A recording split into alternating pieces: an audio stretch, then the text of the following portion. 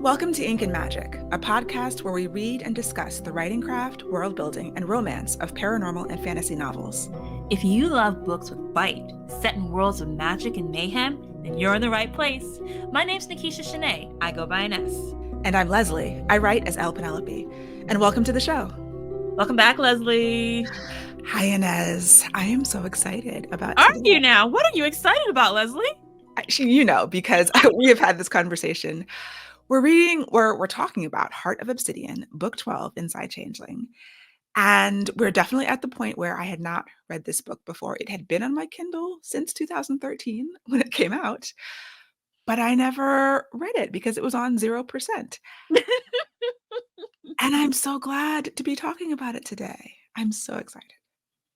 She's very excited. She was excited enough to text me that she read this book, got to the end, immediately started again. That's how you know. She liked it. That's how you know I love a book. And that, other books, I've done that before. And the other thing is, I was listening to this book. I usually listen and read. I usually listen to audiobooks I start at 1.5 and I increase slowly until I get to 1.8 or sometimes 2, depending on the narrator. I started this book at 1.2. I wanted to savor it. I think I probably started at 1.5 and I went down to 1.2 because oh no, I like this. I want to live in this world longer. I want it to take a slower period of time. Then I went to reading and I was reading slowly. I went back to listening slow. I was just luxuriating in this book. Wow. Leslie, explain to us what was so amazing about this book. So, Heart of Obsidian is, as you know, we're spoiling everything, is Kaleb's book. Kaleb Krycheck, one of my favorite characters in the series up until this point for the first 11 books. And we get his love story. And he's been set up since book 2 when we met him as this extremely powerful, ruthless character. Perhaps he's a psychopath. He was trained by Santano Enrique. We get more of Santano in this book, unfortunately. I'm sorry. And I think it's just, for me, it's the catnip of, this is my favorite kind of love story, I think, or one of my favorite kinds, when you have this extremely powerful, extremely ruthless, morally gray character who is actually saved, I guess, by love. Now, he's not changed. He's not going to become someone different, but he's completely and wholly accepted, and he can find his compass because of love. We know that I love Amos from The Expanse. This is an Amos character who needs a compass. He needs someone else to be his conscience. Sort of like a little bit of a low-key, like an anti-hero character who finds love. And I'm not often satisfied by stories of other anti-hero characters who find love, but I think Nalini Singh got Kaleb his perfect match. And I wasn't expecting that. And I think Sahara is his perfect match for many reasons. So let's dive into Kaleb for just a second, because we learn a lot. Obviously, we learn a lot about him. It's his book. It's partly in his perspective. And yes, Santano Enrique just makes my skin crawl. I hate that I have to talk about him right now, even though he's not real. But we have to talk about him a bit because he got Kaleb when he was 3 years old. So Kaleb was sent to the arrow training when he was 3. He was there for 4 years. And then by the time he was 7, he was taken out. He was apparently too dangerous. And since he was 7, he was in Santano Enrique's complete care, quote unquote care. Which is the opposite of care. It's horrifying. Yeah. We know what he did. We know what he did from book 1. We know to other people, to Brenna and to his victims, these changeling women largely that he was murdering. He was a serial killer and torturing, and just all kinds of terrible things were intimated. And we don't have all the specifics, nor do we need them. But we found out he was torturing Kaleb since he was a little small child. Little small child, didn't know how to build his shields. Santano brought him into his own shield and then built back doors into so that he could always have access to him. Yes, it's horrifying. It's awful. It's so awful. I mean, and I guess it had to be awful so that our hearts would just go out and then, skip a beat as we're falling and then race, all of that stuff. But that was really hard to read. Yeah, when they get to that part, I mean, yes, it was hard to read. I agree. All of the difficult serial killer stuff in the series is hard to read. But I think that, the reaction we had with like Max and Sophia's book, where we're, a little closer to the serial killer, because we know Caleb before we know what happened to him. We see him.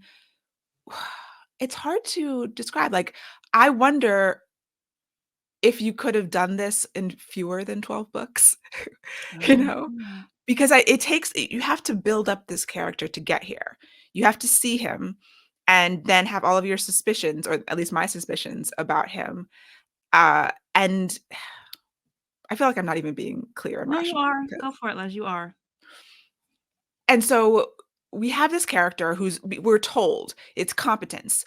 We don't necessarily see his actions until we do see a few of his actions, but like we're told since book 2 how powerful he is, how devious and cunning he is, how everyone is afraid of him. Like in book 2, Faith is like, oh no, I'm not going to be on the council because Caleb will kill me, you know? But you also are getting scenes from his perspective all the way through. So it's not like a Henry Scott or a Ming. When you're in Caleb's perspective, you still like him. It's more like a Nikita, I guess, or as you grow to Mhm. like her, but even more. So you're balancing all of these things that maybe, is he a terrible person? Is he just a psychopathic murderer? Or is there something else going on? And I think from the beginning, because Nalini Singh apparently knew what his story was going to be since book 2, I heard that in an interview, that she is ceding this ground emotionally, whatever the little writer techniques she's using when we're in his POV, she's careful she doesn't show us anything terrible, truly terrible that he does. Whenever we see him, he it's all that people are talking about him doing terrible things. So over the course of this series so far, we I loved when he showed up on the page, and then when he was with Max, when he shows up in Max's book to help him find Sophia, and that's the most you've ever gotten of him on the page. That we know of. Well, that we've seen. Oh, in terms of like not in the novellas, or No, because he oh, he is we'll get to he's on the page more than we right, know. as Caleb, yes, Mhm. that's the most we've gotten of Caleb on the page.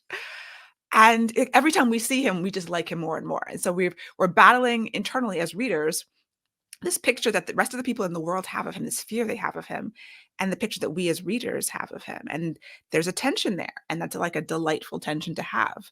So when we move into, I think in book 11, which is where we have that kind of cliffhanger of he's been searching for someone. We've gotten hints that this house he's living in isn't his house. We had that earlier on, and Yeah. that came to you understand that now. He's been Yeah. searching, he found the person at the end of book 11, and now we start right there where he has found this unknown woman who's been held captive and has rescued her, and the POV is trying to make us think that he's going to use her. He's still in his ruthless mode, but he's feeding her, he's caring for her. He's using tough love to get her out of this mental state that she's in after being captive for 7 years.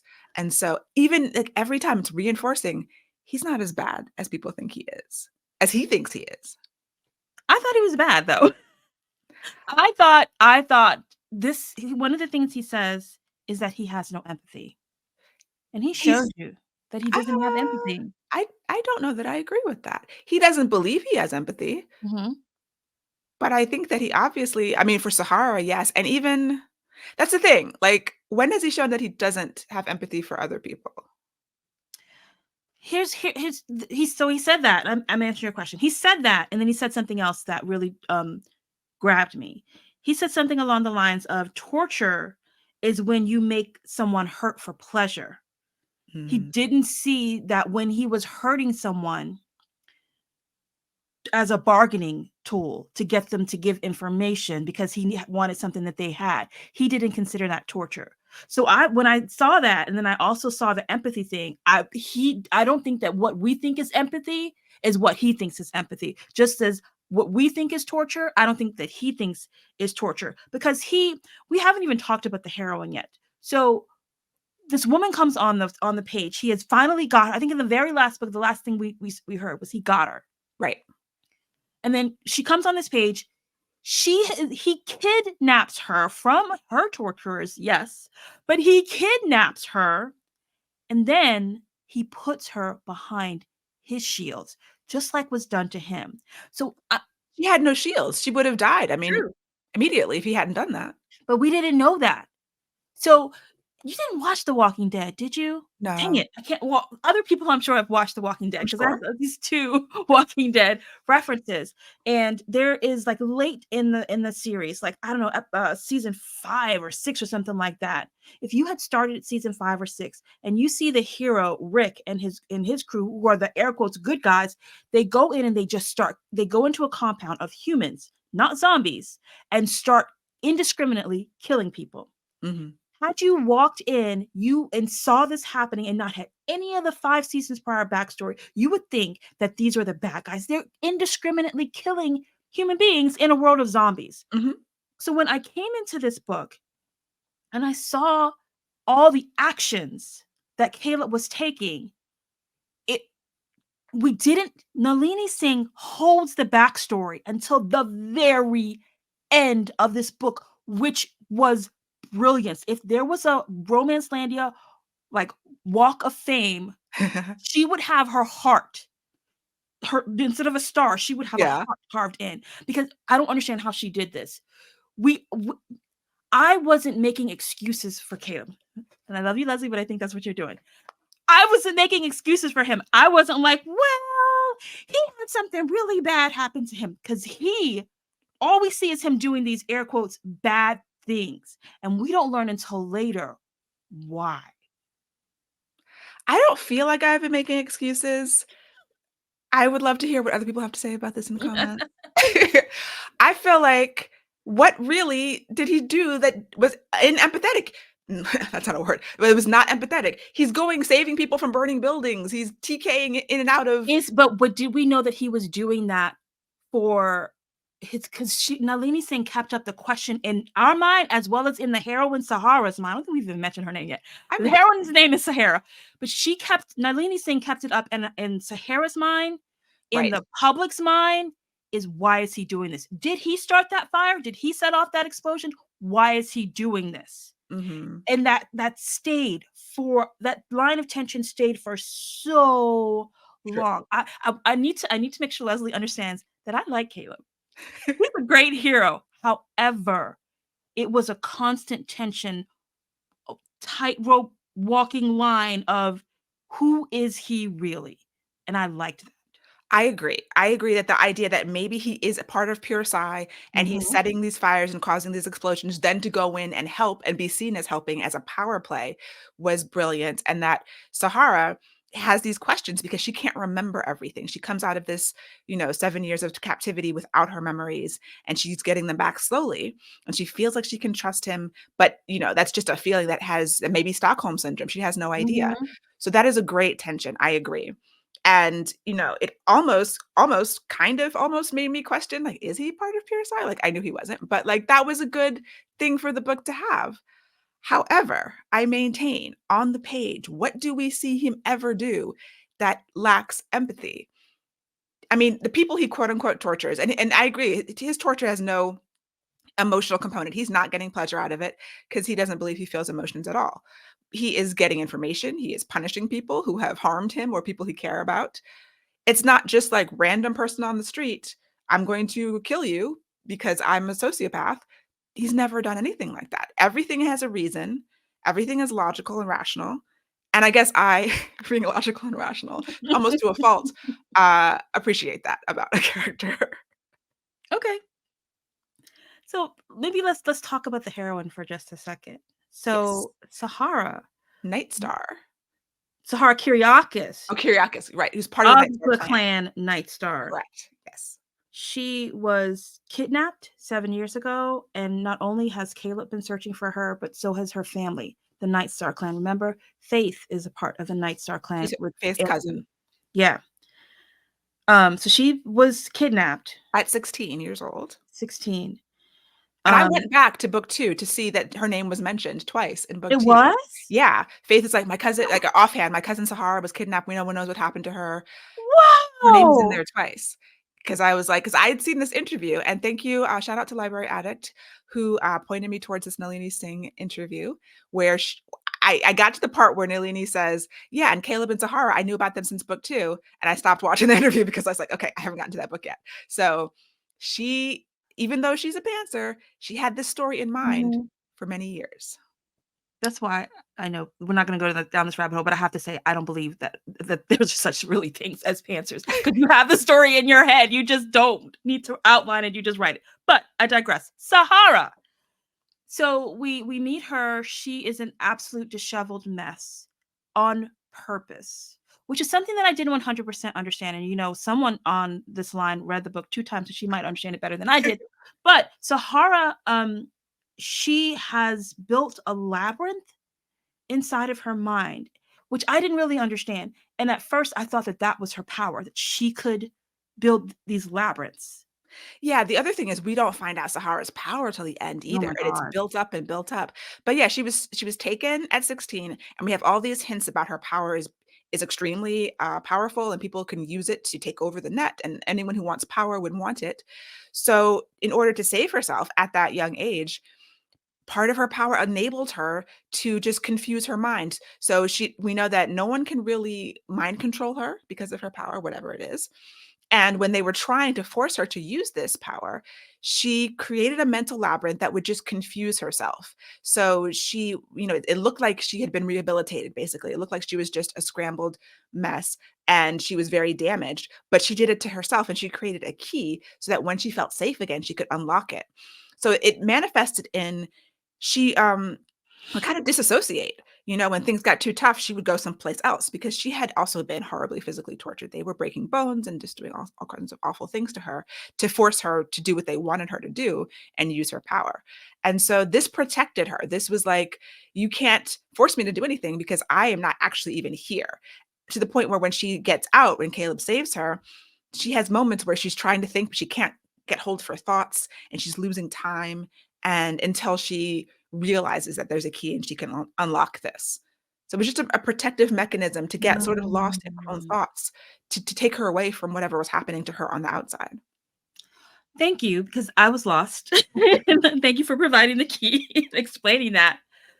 So another thing that really interested me about Sahara is she this is a book about two side. This is a two-side love The story. first two Psy love Yeah, story. yeah. I did not think this was gonna happen until much later. I was assuming that Caleb's person was gonna be like human or something because he's so powerful and maybe she will be so weak. I was wrong. She's That would not. have been terrible. Sorry. Thankfully, Nalini Singh did not listen to me. But I feel like the reason that we got this love story was because both Sahara and Kaleb had broken silence so early in their lives. Oh, yeah.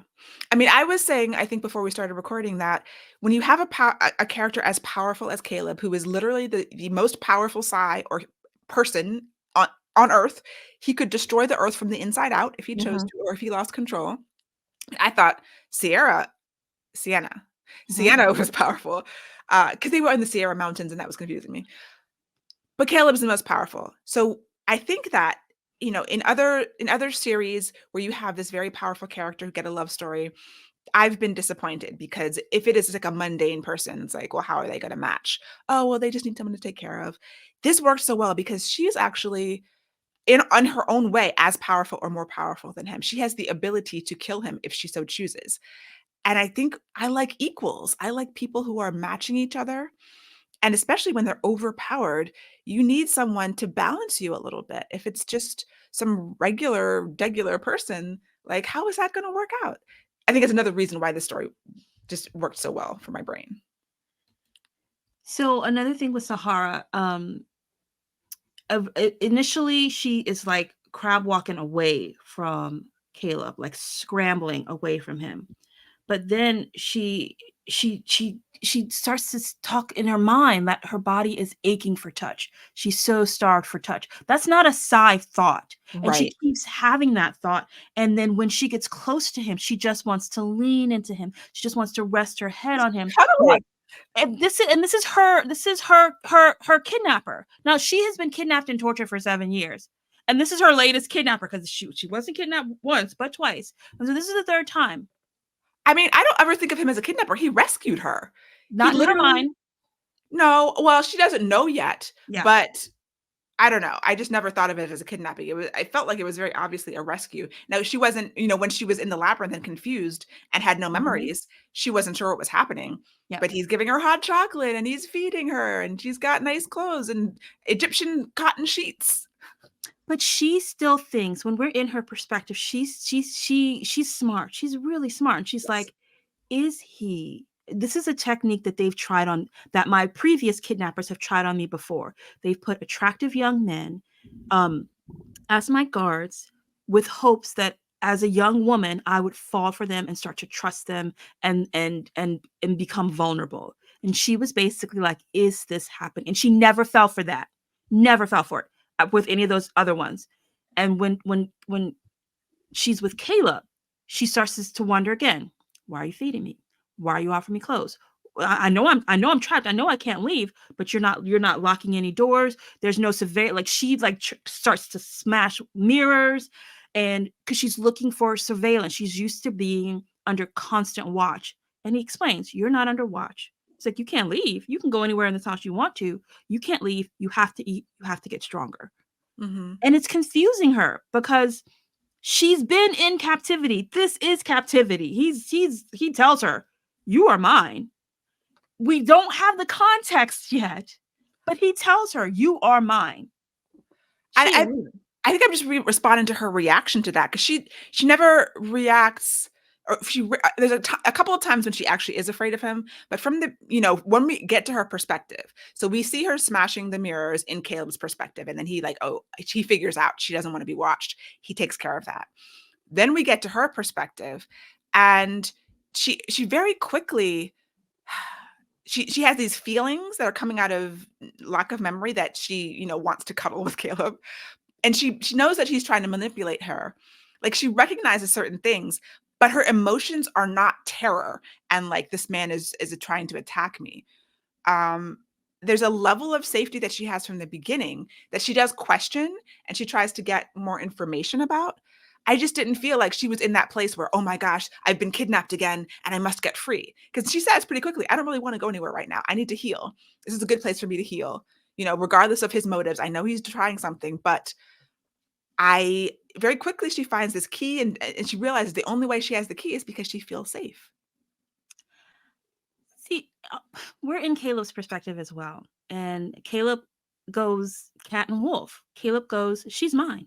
Nobody's going to take her from me." And he Hmm. also is contemplating his next steps in Hmm. getting her to bond to him, Yes. including he has been studying sexual content because he thinks that's a way to bond her to him. And I'm saying all this because again, we don't have the context yet I to think understand we why have he wants to bond. I think we have the subtext though. I don't know. I know we're reading it very differently. We are, I which is think amazing. because I think Caleb's whole personality is self-delusion. He believes certain things about Mm. himself that, yeah, in his perspective, he's saying these things, but his actions are going against them. Mhm, So he's trying to convince himself that he only wants to control her and that he's just not going to have her taken away again because she belongs to him. mhm, And he's doing the most romantic, sweet, mhm, caring things possible, telling himself it's all for control. And that tension is lovely, but it's in his mind because he is not integrated with himself to understand his actual motivations. And that came through to me on the page. And I think that's why I also loved it so much. I hear you. I'm not disagreeing. I just saw it from a completely different perspective of and I was sitting here waiting for him to come to that realization of and making his actions and his thoughts match, and they didn't for me until much later True. in the book. I agree. But I was taking him at his word. Yeah, okay. So I did not take him at his word because I think that there's subtext there. There's also the knowledge that this is a romance and you can't take him at his word because otherwise it's not going to work out. But no, I do think in the text, maybe it's very deep subtext, but for me, his words and his actions were just not matching up. And then as you unfold his trauma, you realize, oh, they never could. Like he's not going to be self-aware in that way. He requires an external conscience, Mhm. and that comes later. But we're set up so well for that by that tension that's happening inside of him. You know what else is so interesting to me? Like we've heard for I think a couple of books that he's not living in his house. This is someone else's house. And Mhm. we learn that he built this house specifically for her. To her specifications that apparently she made when she was a teenager. And not only that, I love to like this is why I'm sure you were delighted on the second read, Leslie. She's as she's touring this house that she doesn't know is hers, she's finding things that don't make sense. She's finding poetry books. She's Mhm. finding math books with that have handwriting in them. She's finding there's something like a piece of wood or something That's that she carved. finds that's carved, and it's not gonna make sense until the very end of the book. But this is her house. However, this becomes like a road trip in a sense because she does not stay there. Right. There's a couple of scene changes. Yeah, eventually, as she gets her memories back, and she gets closer to him, she's this tension of within her of like, I can't trust him. She knows who Kaleb Krycheck is. She knows his reputation, and she knows her feelings that don't make any sense without her memories. So she's like, I need to go home. I need to go back. My dad's been looking for me for 7 years. Take me home. And he does. He's made all this I'm not letting you go ever. But then he was like, oh no, she's not going to trust me if I don't let her go. That's what he's telling himself. But he also understands her need to see her family. And yeah. It was a little bit risky him agreeing to take her home to her dad because she is the niece of Anthony Kyriakis, who is a very powerful Psy. Hmm. That whole clan is very powerful. And he knew because her dad never stopped looking for her. The Night Star clan never stopped looking for her. And he knew that if they found her first, that it was going to be hard to get access to her. And of course, what happens when she goes home to her dad and they have a beautiful, touching reunion is that they come under attack. Right. Yeah. Someone has been looking for her. There's when they were at Caleb's house, there someone Mhm. teleported in, and he dealt with them very quickly. And then yeah, when she goes home to her dad, someone finds them and injures her father, and she's able to start fighting them off. But then Kaleb recognizes that she's in trouble and comes in and helps her. Yeah, yeah. It was interesting too. She had five. I remember this detail. She had five trackers in her skin that were the size of rice.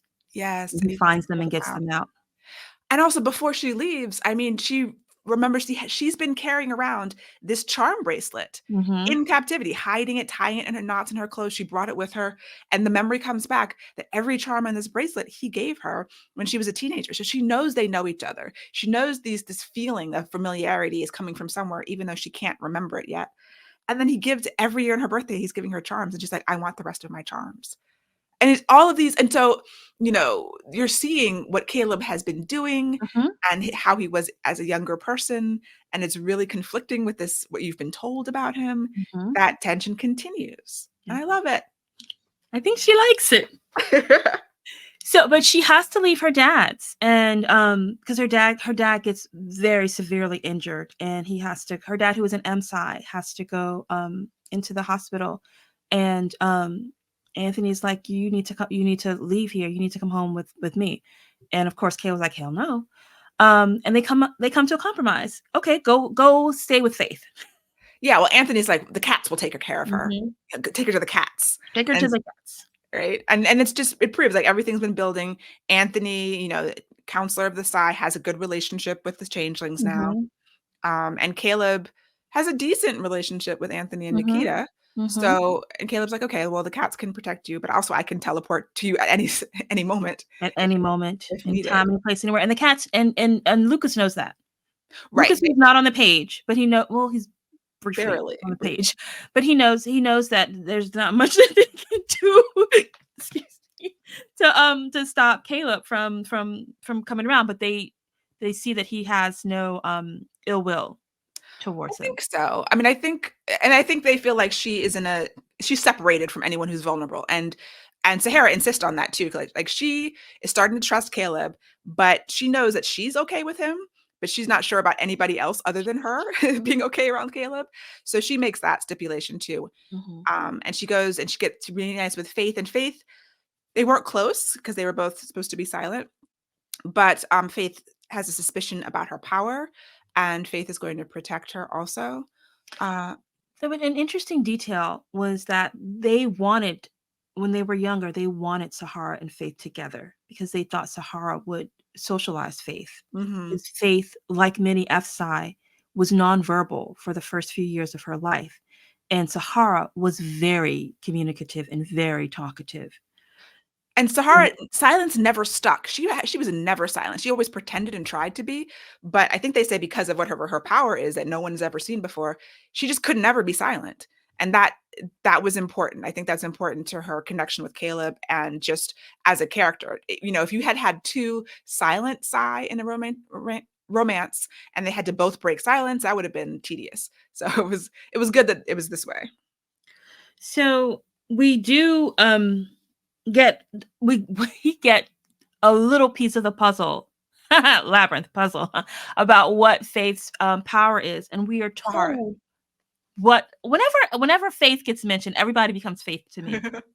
We get told that Sahara's power is backside. That's her official Mhm. designation. B for backside, so she can see the past, which was so interesting to me because I'm waiting for that power to come into play as I'm reading this book. And where this book is, the heroine has memory loss. Mhm. And that really confused me. But they say immediately that her backside is only like 3 on the scale. Like whatever, she's a 8.7, 9.4 or something gradient, just below a cardinal, but like the backside isn't it. And everyone thinks it's it, but they've been hiding the real power. So her backside is very weak. Mhm. Yeah, it doesn't really come into play. We didn't talk about the first kiss where they kiss and he trashes the room. Like subconsciously. So he's a telekinetic. He is so moved by kissing her that the couch goes through the wall and like they look up and everything in the room is trash because he didn't realize how it was going to affect him. And so that was like one kiss. So what's going to happen when things move forward? And he was like, I just have to tighten up my shields. His shields are Yes, broken. thank you. I was looking for that quote. Yeah. Very just he's just like, oh, I guess I have to remodify my shields. And then when she gets to the Airy, she gets her own Airy on Snow Dancer territory. And she's like, it's so cute because she's like, oh, look, I have a ladder. And she's a telepathic connection to Caleb. So she's showing him as she's like discovering, and she's so excited. It's like, I can climb up this ladder and this is my own Airy. Do you want to come see?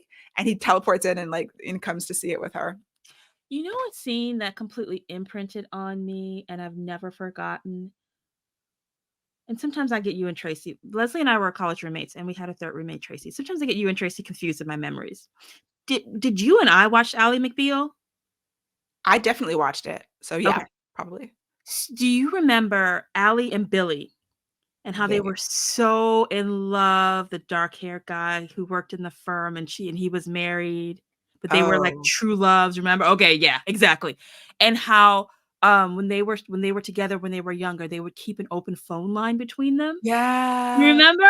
Oh, And that's what Caleb does. He yes. basically makes a permanently opened mental pathway so that she can talk to him anytime she wants to, no Yeah. matter what he's doing. He will, Right. and that's when this is when I started to realize, okay, maybe his actions and his deeds, maybe there's something to that.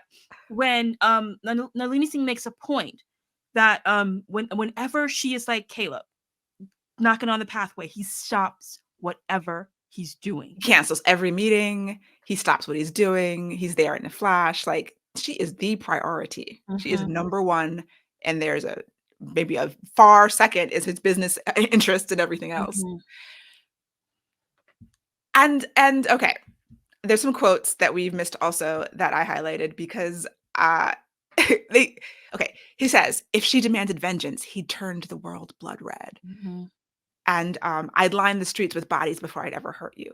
Like we know we're learning through the book that his whole rise to being on the council, his whole desire to take control of the net has one reason behind it, and that reason is Sahara.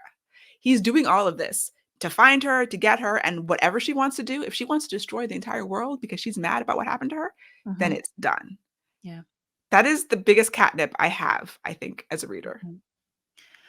He tells that, okay, I think it's time to reveal who he is. Which doesn't come till 70%. I know. I But know. yes, and it happens. Okay, reveal is, of course, Kaleb Krycheck is the ghost. Which And Leslie knew before she read the book. I knew it books and books ago, and he's like, "Of course I'm the ghost. Who else could it be? Like, I can teleport anywhere. I have access." Like, I think Nalini Singh was like, "Y'all, come on."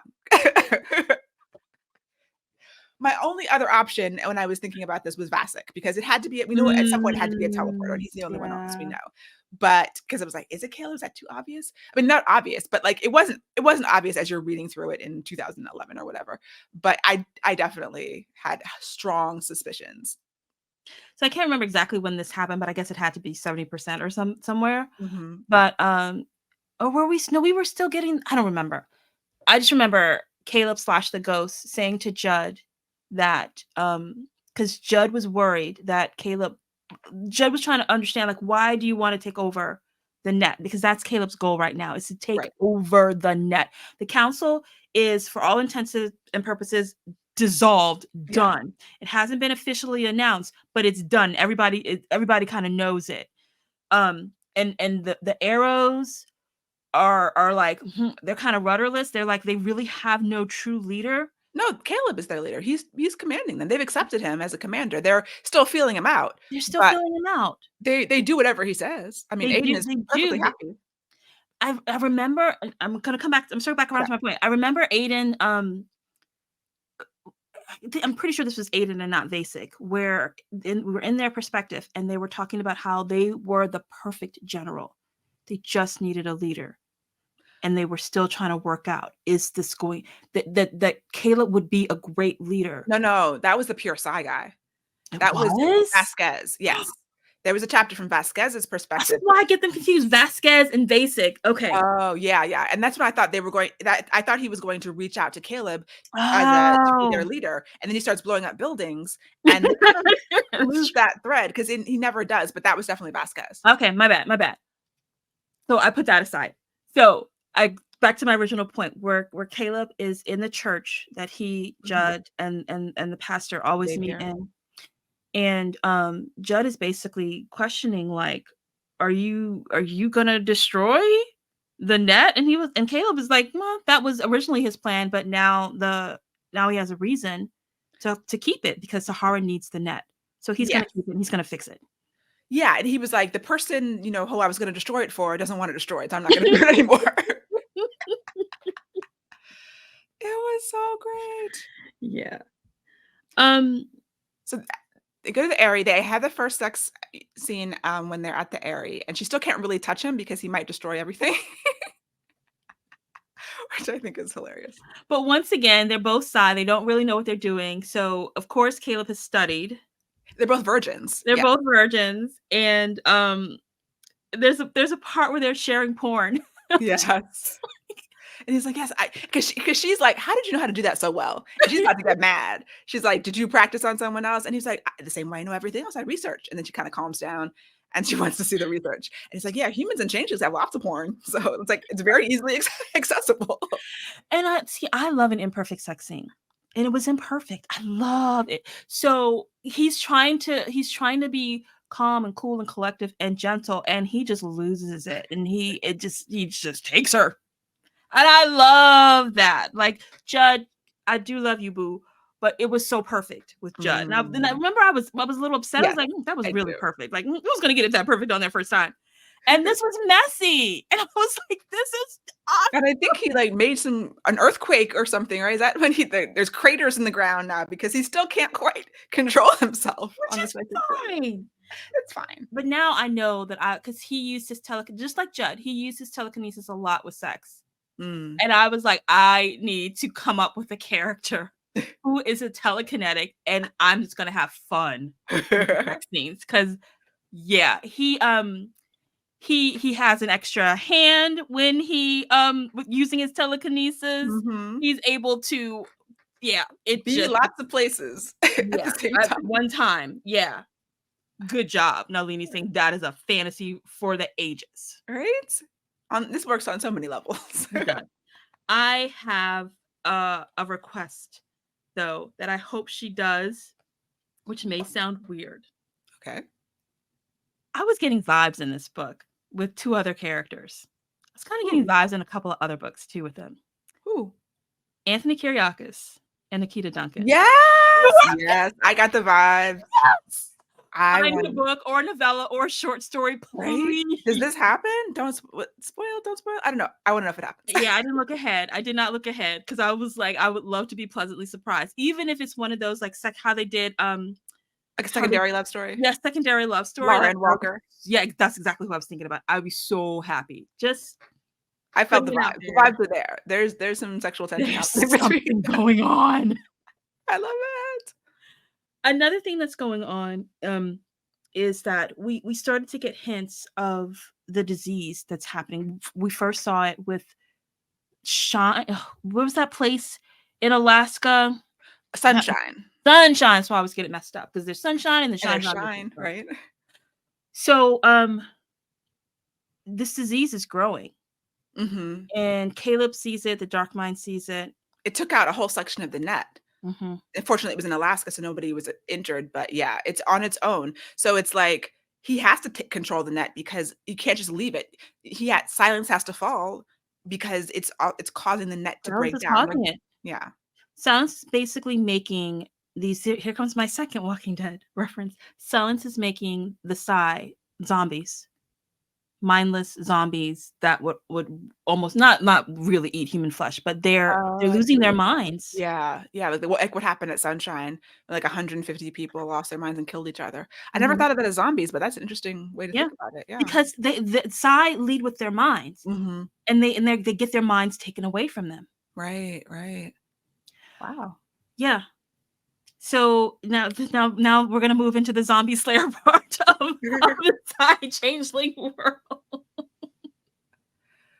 But, like, while she's at, staying with the snow dancers, I mean, the Dark River, uh, she goes into the city and with Faith and Mercy, she kind of bonds with Mercy, and she gets kidnapped, but she's able to handle it, and this is when we find out about what her power Mhm. is. Chapter 33 of 46. Yes, I'd have that note too. And her power is total mind control. She can change memories. She can affect someone's actions. She can do whatever she needs to do to anybody, changeling, human, Psy. I don't think she knows at this point that it works on changelings, but Yeah. it does.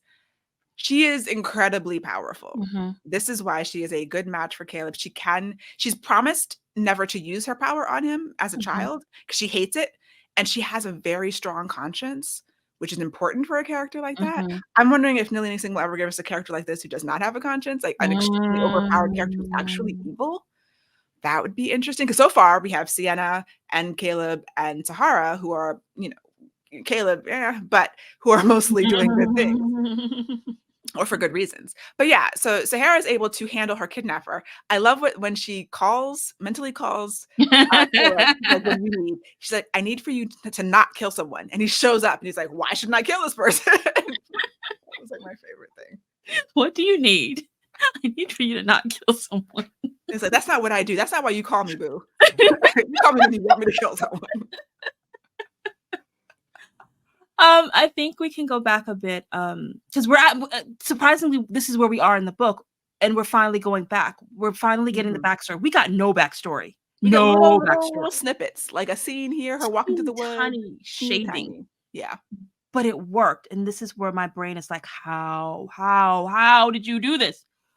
We start to get more of the backstory because Caleb, the whole book, we know that Sahara hears in her mind someone telling her to just survive and they will find her. Right. And she doesn't know who it is for a long time. But it is Caleb.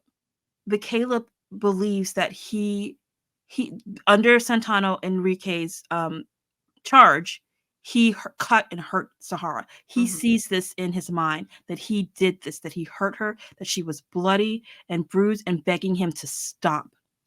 Right, and then she was disappeared, and he couldn't Mhm. find her for 7 years. So Yeah. that's and he's afraid that she's going to remember this. She's slowly getting her memories back, and he wants the whole reason he wants to bond with her and he wants her to trust him is that when she remembers that, so she won't leave, 'cause he just knows that she will.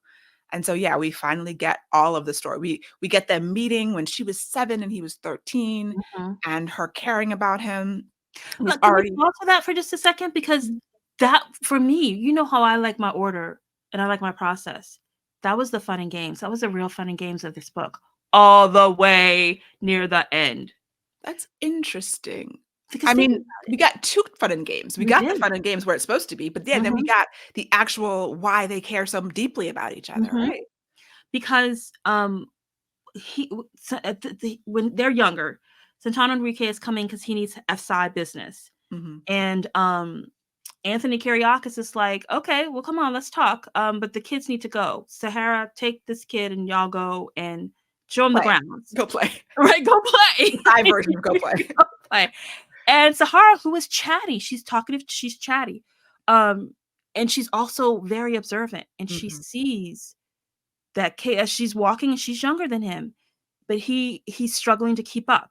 She sees it. It doesn't probably another person wouldn't see it or wouldn't comment on it, and she does. And And it she was slows really down, yeah. she slows down. She slows down. She off her dad's an M side. She's like, "You want to go see my dad?" She's giving him this care, and it's really interesting because again, Nalini Singh first does it in Sahara's 7-year-old Yes, perspective, yes. right? Where she is trying to not like embarrass him and trying to still offer him help. She like gives him some of her lunch and she just talks to him, right? Mhm. And then we see it again from his His 13-year-old perspective. perspective. Get the whole scene again. I love that. And what was going through his mind, and that, Santana had literally tortured him before they came to keep him in line. They burned his back, so he was in pain.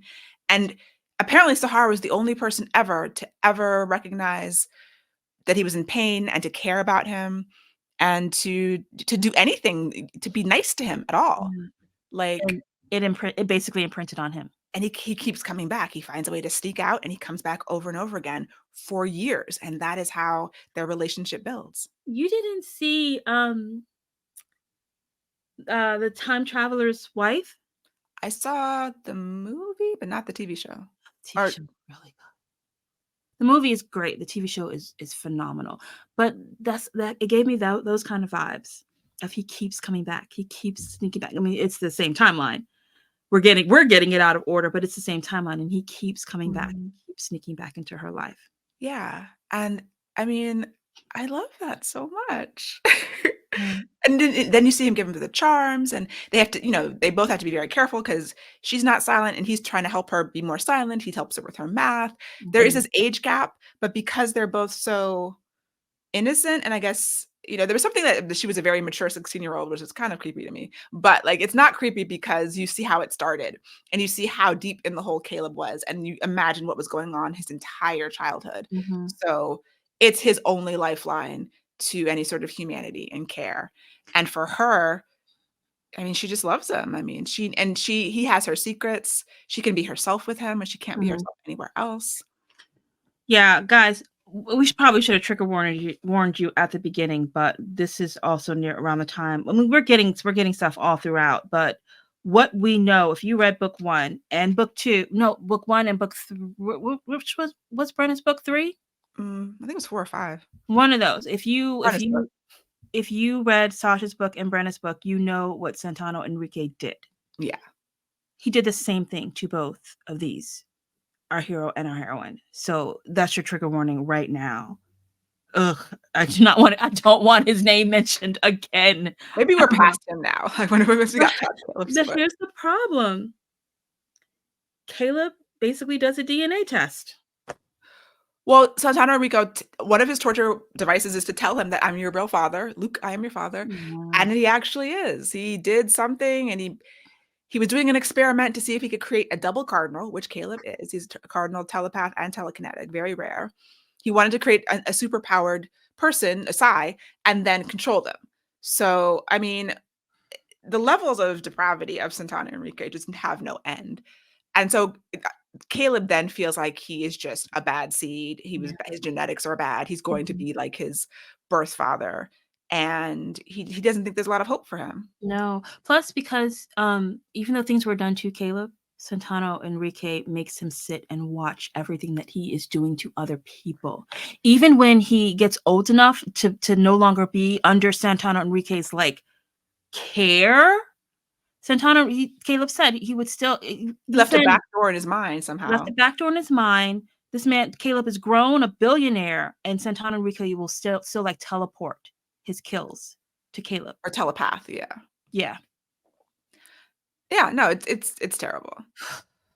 And so we find out that although Kaleb thought he was sneaking to meet Sahara this whole time, Yeah. Santana Enrique knew about it and just let Yeah. it happen because it made him easier to control. And he always knew if he ever got out of pocket, he could, threaten Sahara, Yeah. which is what eventually happens. So Yeah. we get to the point where we're at that scene where Kaleb believes he tortured her, and it's been left in his mind when actually that didn't happen. Sahara tells him, "No, you didn't. You tried to save me. You almost destroyed yourself trying to save me." Yeah. But Santano put the memories in his mind that he did or something terrible, and then sold her to Tatiana to be imprisoned for 7 years. Um, we get to that point, yeah, and it was very hard to read, but There's I a think lot. we'd been like breadcrumbed certain pieces, and we've had these things out of context. We get the context, Yeah. and it just pulls them closer together. He doesn't 100% believe. He has a hard time believing, but it doesn't matter. Like whatever Sahara wants him to do, he's gonna do. Whatever she asks is why he lives. Basically, it's why his existence is here. This book was a lot, y'all. It was a lot. I mean, I think she was smart to give us the love story first, and then explain the backstory. Mhm. I wonder if she consciously thought that through. I I wonder if think she it's like wrote it instinctive. through and then say again. I wonder if it's like something that isn't instinctive. Like as you write intuitively, pantsers are very intuitive writers. You kind of feel, okay, this is how it has to go. You're shaping it by feel more than by structure. But yeah, I'm and struggling. so the external plot about is pure Psy basically blowing up a bunch of stuff all over the world, and Yeah. Kaleb trying to help. And then we have our climax of the book where we see more of Sahara's power. Like she's in the train station. They know that someplace in San Francisco is going to be targeted, and she just kind of opens herself up to the minds of everyone. She can read everyone's mind in the entire train station and find someone who's doing something bad, and they can focus there and try to stave off this crisis. But she can read Vaughn's mind. Vaughn is there protecting her, and since Faith kind of knew what her power was, apparently she warned Vaughn to like sing a song in his mind so that she couldn't read his mind. And she hears the song, so she could read his mind, but she can block out people. She doesn't want to read Kaleb. She doesn't want to intrude on people. And even doing that to help everyone, she believes it crosses a moral line, but it's okay to save, potentially thousands or millions of lives. Mhm. So her conscience is extremely strong. And they're able to, yeah, save everybody. I think we don't see what happens to Ming yet. It's probably going to be in another book. Um, Someone tries to, and then Kaleb has the one-on-one with Vasquez and dispatches with him. Dispatches with. And then it basically announces at the end of this book, Kaleb and then also Anthony and Nikita with the arrows together announce this is I the want end to of see that. Silence. I want to see that. I want to see that logo. Yeah. I I want want to to see see the logo. it. I looked because they had the logo of Pure Psy in the ebook, but they didn't have the other logos. There's parts where Pure Psy has a little logo that there's a star with a P in it, and they actually put that graphic in there. But I checked because I was listening, and they don't have the other ones. But yeah, they come together. They're like, silence is is fallen. It's no longer the protocol. We're gonna do something different. I'm in charge now, Yeah, basically. and some people are still upset, like Pure Psy, but they're scattered. Hmm. A lot of people are thankful because they're like, we were broken. And Yeah, then some people are just confused and waiting for orders. I thought that was an yeah, interesting distinction. I also, the epigraphs, I always have to question, was the sign at Beacon? yeah, yeah. There were some things at the ends of chapters, like op-eds, basically Mm-hmm. from Psy. So you get to hear from Psy around the Yeah. world, like random Psy, about their different opinions about Pure Psy. Yeah. Some are pro, some are con. That was kind of cool Yeah. to build out the So world. that just as we just said, there were three different opinions of what happened when Silence was announced to have fallen. That these guys are all the Psy feel this way. There's Psy that feel every single one of these things. Mhm. Yeah, and they know that Silence Falling is going to probably kill a lot of Psy because it was needed in the beginning for a reason, Mm-hmm. but it's gonna It fall anyway, didn't and work. the net is just collapsing, so they can't keep it. It did not work. So we are, I don't know if this is where season 1 ends and season 2 starts. I don't think so. I think the other there's 3 more books at least. I think it goes to 15, and then season 2 starts with the Trinity one. Okay. This feels like an end, Mm-hmm. but we get Aiden and Vasek's book, I think, are next too, I think. So I think there's tying up loose ends probably, Yeah. but we're definitely out in fresh waters. Yes. And we made the decision to go back and read some of the novellas at this point. Right. We're gonna take a break from the series. Do what was the name of that book of novellas? It'll be in the show notes. Yes. I have it downloaded, but yeah, it'll be in the show notes. So yeah, in 2 weeks, that'll be our next episode if you are reading along, and then we will continue. Because I need a break for a minute too. Really? I need. Well, we did push kind of hard in real time, in recording time, to get to Caleb's book. I mean, I need a break from what is about to happen. Oh, okay. I need to go back to not big conflicts, Mm. which I believe some of these books are just not huge conflicts. Because that was a lot. This was a big book. There's a lot happening. Mhm. We've been building up for it. We've been waiting for it. The actual revelation of the ghost. I loved how the book descriptions on the ebook and the audiobook are different, but they're both very cloak and dagger. They're like, we wouldn't tell you even if we knew who the ghost was. I don't think they even mentioned him by name. It's like Nalini Singh had this big mystery, and now we reveal it, but we wouldn't tell you even if we did know, which I think is a great I love too book that description. her books are the audiobooks are always care of the night agency. I think she kept her audiobook rights, and so that's her agent. And maybe the deal that she struck with Tantor had that Mhm. as part of it. I love that, and I love that publishing house, the night agency. Well, it's an agency. It's a literary agency. It's not a No way! publishing. I thought that was her. No, no, no. Oh, It's a literary agent. Yeah. I thought she Sorry. was being clever. Sorry.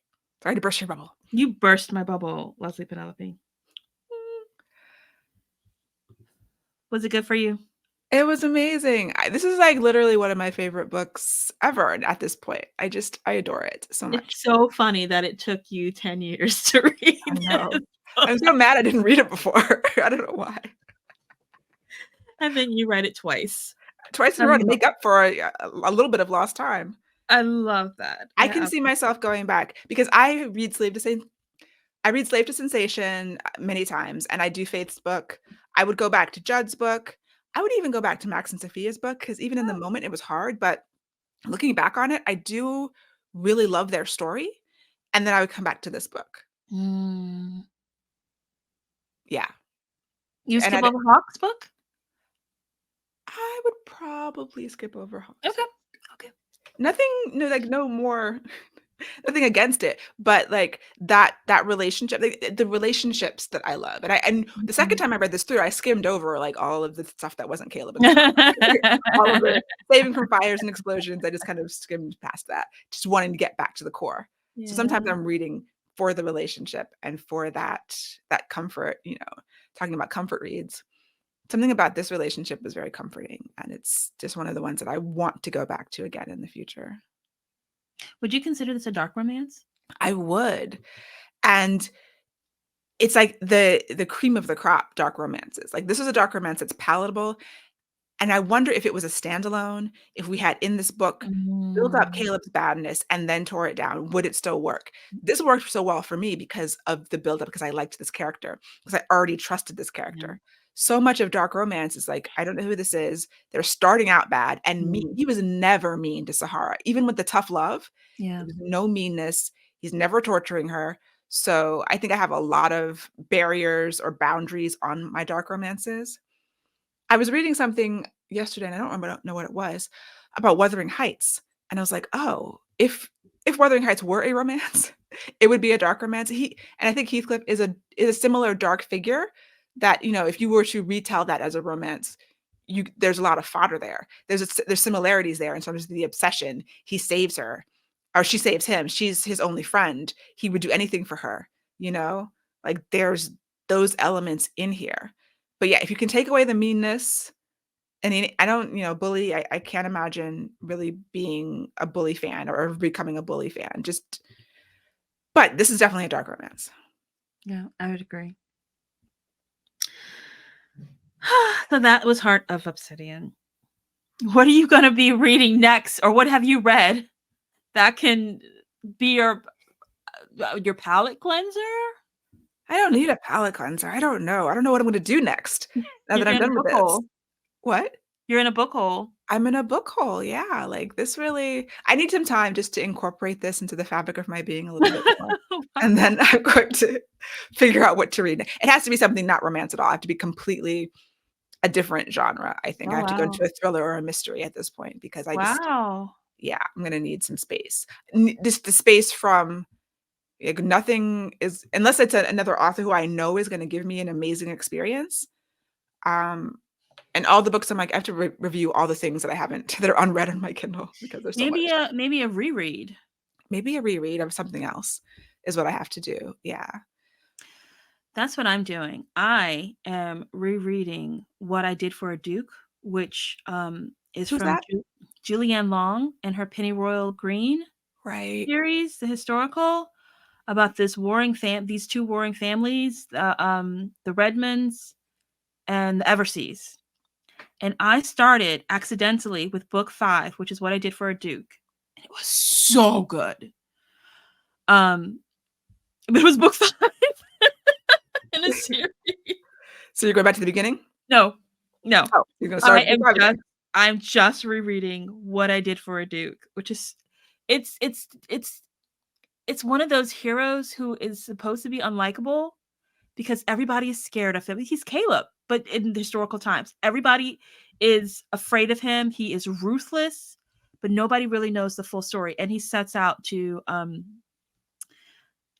destroy a man who he thinks is his enemy's sister.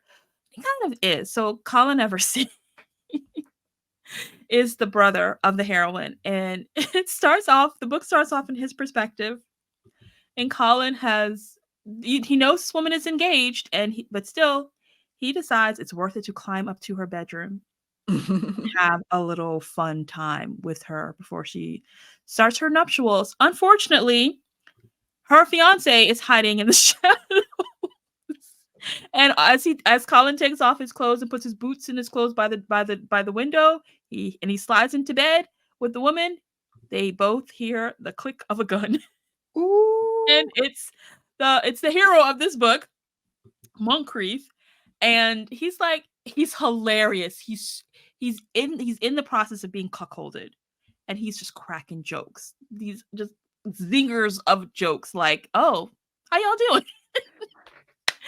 Toss Colin's boots and clothes out the window. He's like, you can leave the way you came. And everybody knows that this guy, he will always get revenge. And so Colin is kind of quaking in his bare feet because he's like, this wasn't it. He's gonna come for me. That's how the story starts. And the next thing, Moncrief shows up at Colin's parents' house party, and he has his sights set on Colin's sister. And that's how the story begins. It's so good. The sister is in love with her best friend, though, and her best friend has decided they're a trio. There's the sister, a guy best friend, and a girl best friend. And the sister heroine is in love with the guy best friend, but the guy best friend is in love with the other girl best friend. And so as Moncrief is trying to seduce this girl, she's just moping about because her best friend is trying to propose to her other best friend. It's so intricate and fun and funny. And meanwhile, Colin is just quaking in his boots at every turn because he's just sure this guy's gonna kill him. And then he sees, oh crap, he's going after my sister. It's so good. It's so good. So yeah. I'm happy that you're excited about this. So excited. So excited. Almost excited as I am about Caleb. Yes. See, sometimes you just need a reread. Sometimes you know exactly the emotions that you want Yes. to get to, and you just need maybe you need to reread The Hating Game. No, that's not really where I'm at right now. I Mm. I really need to dive into something really meaty that's gonna inspire me for this next book that I'm writing. Mm. Sometimes I have to go into something that's complicated and, like, weird. I don't know what it's gonna be yet. As we're recording, I've been at AwesomeCon, which is a DC area sort of Comic-Con event, on some panels with a bunch of authors who are recommending a bunch of books that I haven't read, and I'm like, Uh-oh. "Oh my gosh, that's the worst." It's the best and the Mm. worst. So, yeah, I'm really searching for inspiration for the next couple of things that I have to write that, I'm struggling a little bit with, and so I'm not sure what emotion I'm looking for. I'm looking for something that once my brain rests after actually being at such an event where, introverted energy gets sapped like nothing else, I really wanna dive into something that's gonna challenge my brain, and I don't know what that is yet, so we'll see. I have no help for you because I will just reread romances that I read years ago and be very happy. Reread them like I never read them for the first time and Right? live in that world. Leslie, I hope you find the book that you're looking for. Yes. Me too. And in the meantime, you guys, thanks so much for joining us. And please let us know what you think. You can leave a comment on YouTube with your thoughts on the episode. You can share it with a friend who loves romance, but please remember to rate and review us on Apple Podcasts or Spotify. And you can always check out our book schedule on our website, inkandmagic.net. I believe the next one is going to be Wild Invitation, which is the collection of novellas that we're going to take a break from the main series and go into the novellas and talk about those. I know some of you have been waiting for that too. And read along with us. We'd love to have you, and we will see you the next time. Bye, guys. Bye.